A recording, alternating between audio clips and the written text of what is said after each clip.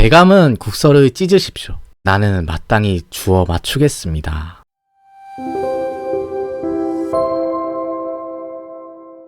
지난 시간에 조선이 청나라에게 화친을 청하는 장면을 살펴봤는데요. 그런데 조선의 이러한 화친 요청에 대해서 청나라는 별다른 반응을 보이지 않았어요. 당시의 상황을 인조실록은 이렇게 적고 있습니다.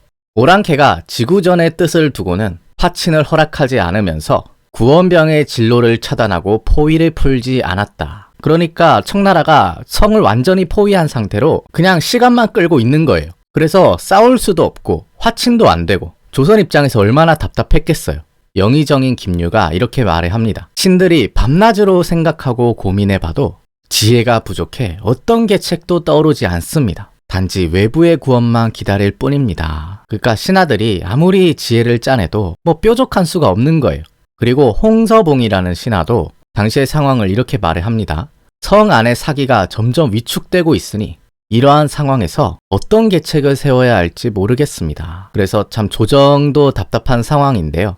그렇다고 계속 이렇게 있을 수는 없잖아요. 결국 이 상황을 타개하기 위해서는 화친을 해야 되는데 그 화친의 필요성을 김유가 이렇게 말합니다. 적의 군사는 배가 부르고 말은 날렵한데 우리 군사는 날마다 피폐해지기만 하니 이런 상태로 저들을 어떻게 대적하겠습니까? 싸울 수 없다면 화친뿐입니다. 결국은 화친하는 방법밖에 없다. 이처럼 조정에서 다시 한번 화친해야 된다는 논의가 나오자 이번에도 이것에 대해서 반대한 사람이 김상원인데요. 김상원은 정말 척화파의 상징이죠. 화친은 안 된다. 끝까지 싸워야 한다는 생각이었는데 김상원이 화친의 주장에 대해서 이렇게 비판합니다. 우리가 오랑캐에게 아무리 사신을 자주 보내도 저들의 마음은 풀리지 않을 것입니다. 그러면서 또 이렇게 말을 해요. 저들의 도를 넘는 말이 갈수록 심해지는데 사람들이 모두 화친만 믿고 있으니 필시 사기가 저하될 것입니다. 김상원이 화친에 대해서 이렇게 회의적으로 말하자 인조는 이렇게 말을 합니다. 나도 무익하다는 것을 알고 있다. 이것은 궁여지책에서 나온 것이다. 화친은 궁여지책이다. 이렇게 말을 하면서 또 이렇게 말을 합니다. 강성한 오랑캐를 가볍게 여기고 도발했기 때문에 오늘 이 지경에 이르렀다. 우리가 그동안 너무 저들을 가볍게 여기고 도발을 했다. 이 점에 대해서 후회를 하고 있는 겁니다. 그러면서 인조가 우리는 약하고 저들은 강하니 한갓 공허한 말만 숭상할 수는 없다. 그 성 안에 갇혀있는 동안 상당히 현실적인 판단을 보여주고 있어요. 이렇게 인조는 다시 한번 청나라와 화친을 시도하려고 하고요. 그 청나라에게 화친에 대한 답을 구하는 국서를 이번에도 최명길에게 맡깁니다. 최명길이 직접 청나라에게 답을 구하는 국서를 써요.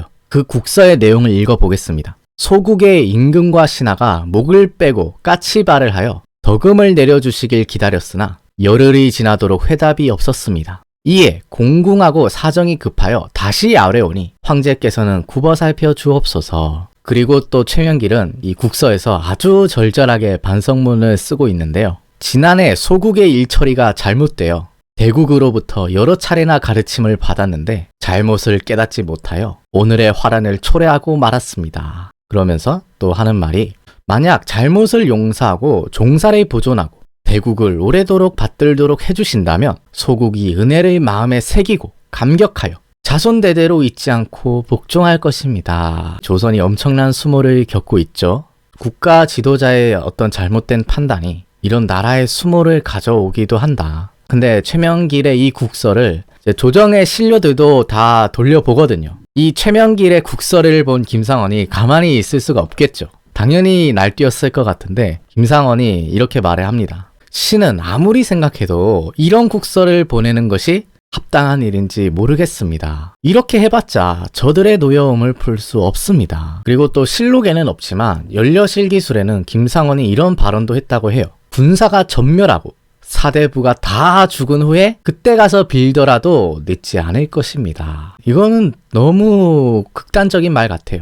그 수많은 백성과 군사들의 희생을 어떻게 할 거예요? 그들을 살려야 되지 않나요? 그래서 김상원의 이런 강경 발언에 대해서 최명길이 이렇게 말을 해요. 국서는 이미 작성되었는데 이처럼 논의가 제각각이니 언제 통일되겠습니까? 지금은 여러 의견을 배격하고 진행시켜야 됩니다. 그러니까 최명길도 이제 참을 만큼 참은 거죠. 이렇게 여러 신하들한테 다 의견을 수렴해서 언제 이걸 보내실 겁니까? 배격할 건 배격하고 좌고우면하지 말고 화친으로 나갑시다. 이렇게 인조한테 건의를 하는 거예요. 이렇게 조선이 청나라한테 회답을 요청하는 국서를 청나라에게 보내게 되는데 얼마 지나지 않아서 청태종의 답서가 옵니다. 근데 그 내용이 굉장히 심상치가 않은데요. 청태종이 조선에 보낸 답서에서 이렇게 말을 해요. 짐이 이유 없이 군사를 일으켜 너희 나라를 멸망시키려 하는 것이 아니고 단지 이치를 따지려는 것뿐이다. 그러면서 또 이렇게 말을 합니다. 너희 나라는 툭하면 우리를 도둑이라 하는데 우리가 과연 도둑이면 너는 어찌하여 그 도둑을 체포하지 않고 내버려 두느냐. 너는 참으로 호랑이 가죽을 쓴 양이라고 하겠다. 그러니까 그동안 조선이 얼마나 오랫동안 저 청나라를 오랑캐라고 무시하고 도둑이라 그러고 온갖 욕을 다 했잖아요. 그거에 대해서 청태종이 유감이 있는 거죠. 그러면서 청태종이 또 이렇게 말을 해요. 너희가 짐에게 대적하는 까닭에 군사를 일으켜 이곳에 왔지만 만약 너희가 모두 짐의 품 안에 들어온다면 짐이 어찌 어린아이 사랑하듯 하지 않겠는가. 빨리 내 품 안에 들어와라. 그러면 어린아이 사랑하듯이 해줄게. 잘 돌봐줄게. 이렇게 말을 하는 거죠. 그러면서 청태종이 이렇게 경고를 합니다. 너희는 살고자 하느냐? 그렇다면 빨리 성을 나와 귀순해라. 그리고 또 하는 말이 너희는 싸우고자 하는가? 그렇다면 빨리 나와 일전을 벌이자. 하늘이 내리는 승부를 알게 될 것이다. 정말 그 위세가 느껴지지 않습니까? 하늘이 내리는 승부를 내가 알려주겠다. 중국의 패권을 놓고 다투는 이 청태종이 얼마나 당시에 자신만만했겠어요. 그래서 청태종의 이런 경고를 받아든 조선이 다시 한번 청태종에게 답서를 보내게 되는데요. 이번 답서에서는 아주 더 공손해집니다. 이 답서도 최면길이 있었는데 한번 읽어보겠습니다. 황제께서 호되게 책망해 주시는 것은 저희를 지극하게 가르쳐 주시기 위함일 것입니다. 유시를 들으니 황공하고 감격스러워 몸둘 곳이 없었습니다. 아마 여러분들 중에는 이게 좀 너무 비굴한 거 아니냐, 좀 너무 저자세인 거 아니냐, 이렇게 좀 기분 나빠 하실지도 모르겠어요. 근데 그 정도로 이제 최면길이나 화친을 해야 하는 조선의 입장에서는 어쩔 수 없이 이제 자존심은 다 내려놓고 정말 바짝 기는 수밖에 없는 거예요. 그러면서 또 최면길이 이렇게 말을 합니다. 소국이 죄를 얻었으니 후회가 막심합니다. 더 할 말이 없습니다. 단지 바라는 것은 이제 정신을 차리고 마음을 다해 귀순하는 것입니다. 우리가 정말 잘못했습니다. 납작 엎드려서 비는 거예요. 이런 최면길의 답서를 본 김상원이 또 어떻게 했을 것 같으신가요? 그때 김상원이 들어와서 그 최면길이 쓴 국서를 찢어버립니다. 이 아주 유명한 사건인데 당시의 상황을 인조실록이 이렇게 전하고 있어요. 최면길이 물러나 국서를 수정하고 있었는데 김상원이 들어와 통곡하며 그 국서를 찢었다. 김상원이 그 울분을 토로하면서 그 국서를 찢었다고 해요. 김상원이 그 국서를 찢으면서 울면서 이렇게 말을 했다고 합니다. 저들에게 답하는 국서를 보고 신도 모르게 통곡했습니다. 명분만은 무너져서는 안 되는 것이옵니다. 저들이 만약 군신관계를 요구하면 끝내 전하께서 성을 나가지 않을 수 없을 것입니다. 그러면서 김상원이 이렇게 말을 해요. 군신상하가 함께 성을 사수하다가 하늘의 보호를 입으며 그래도 뭔가 해볼 수는 있지만 이 문서를 보내고 나면 더는 할 수 있는 일이 없습니다. 그러니까 김상원은 끝까지 한번 해보자. 모두가 한마음으로 성을 지키면 그래도 뭔가 가능성은 있다. 그리고 또 김상원이 이렇게 말을 해요. 나라가 망하는 길은 한 가지만 있는 게 아닙니다. 가령 이 국서를 보내 성을 나갈 수 있다 해도 앞으로 명분에 관해 무슨 말을 할 수 있겠습니까? 이렇게 해서 성을 나간들 명분이 다 무너지면 무슨 소용이냐. 그러면서 김상원은 마지막으로 죽여달라는 말을 하는데요. 이렇게 말을 합니다. 신은 이른의 나이에 무슨 더 바랄 것이 있어서 구차하게 살기를 도모하겠습니까? 감히 국서를 찢었으니 속히 죽여주소서. 김상원의 이 청을 들은 인조는 어떻게 반응을 했을까요?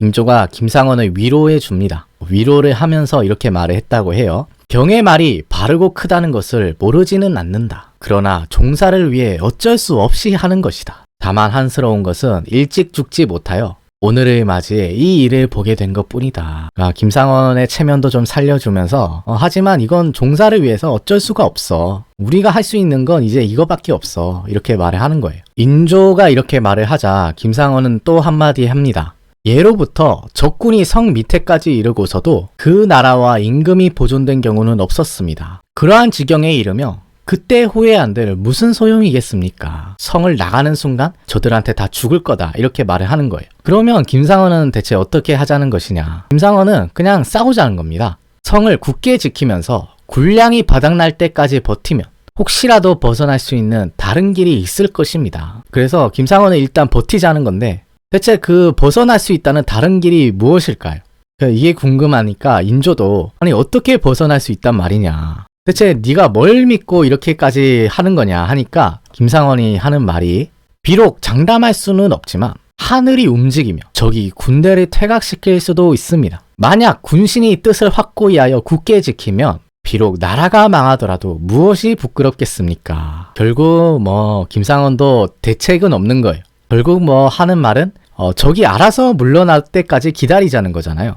또 그러다 안 물러나면은 차라리 싸우다가 당당하게 망하자. 이게 김상원의 생각이에요. 이게 여러분들은 공감이 되시나요? 그 수많은 백성들의 목숨은 대체 어떻게 할 것인가? 그래서 인조도 이건 좀 아니다 싶었는지 김상원에게 이렇게 말을 합니다. 경의 말이 틀리다는 것은 아니나 이런 말은 하지 마라. 성한 사람들이 이렇게 해서라도 살아나길 기대하고 있으니 하지 않을 수 없다. 근데 당시의 선비들이나 명나라에 대한 의리를 중요시하는 척화파들의 입장에서는 김상원의 이런 말과 행동이 좀 감동을 줬나 봐요. 그 당시 상황을 인조실록은 이렇게 전하고 있습니다. 이때 김상원이 눈물을 줄줄 흘리며 간절하고 측은하게 말했으므로 듣는 이가 모두 눈물 흘리며 세자 역시 임금 곁에서 목을 놓아 울었다. 그 당시 현장에 있었던 사람들의 마음에 울림을 줬던 것이 있었나 봐요. 그래서 김상원이 이렇게 조정에 가서 한바탕 하고 나와서 이제 최명길을 만납니다. 그리고 이 최명길과 사적인 대화를 나누는데 당시 이 두 사람의 대화가 병자록에 기록되어 있어요.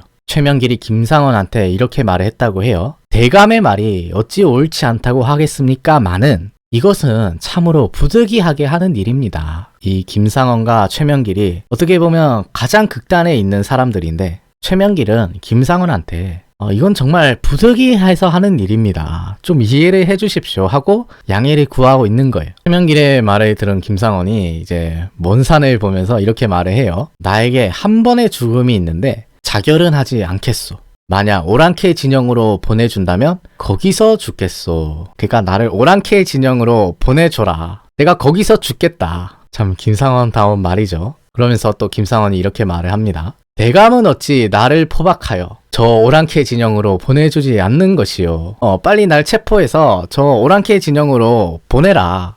내가 거기서 죽겠다. 왜 대감은 나를 안 잡아가냐. 말 속에 뼈를 담아서 던진 거예요.